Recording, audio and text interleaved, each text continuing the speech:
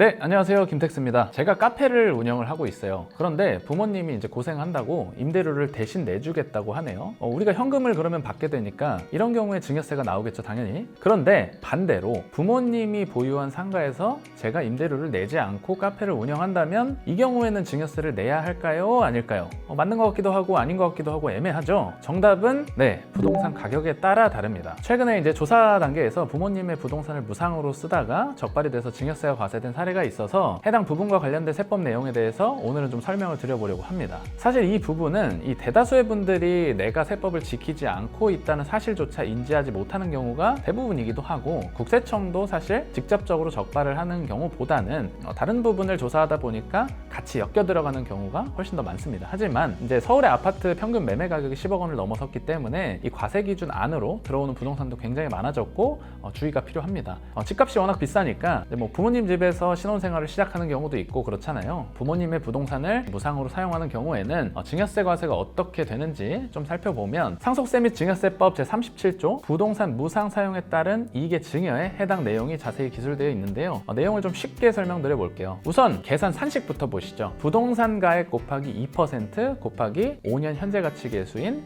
3.79079를 곱해서 계산을 합니다. 이렇게 계산한 금액이 1억 원을 넘는 경우에 증여세가 과세됩니다. 그럼 거꾸로 반대로 1억 원이 안 되면 괜찮은 거냐? 네.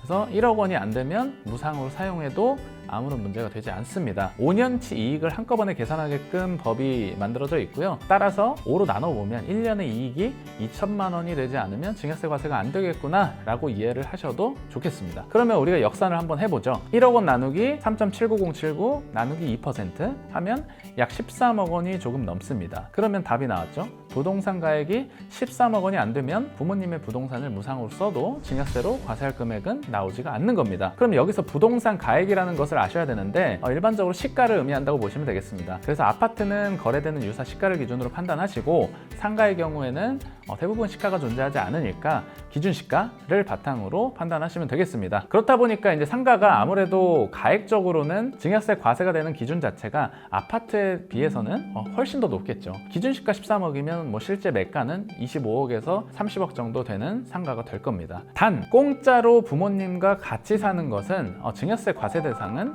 당연히 아닙니다. 이거는 뭐 말도 안 되는 거죠. 그리고 이 해당 법 내용 어디서 본 것 같지 않으신가요? 해당 내용은 이 무이자 차용 금액 우리가 계산 많이 해봤잖아요. 그 계산하는 로직하고도 사실 비슷합니다.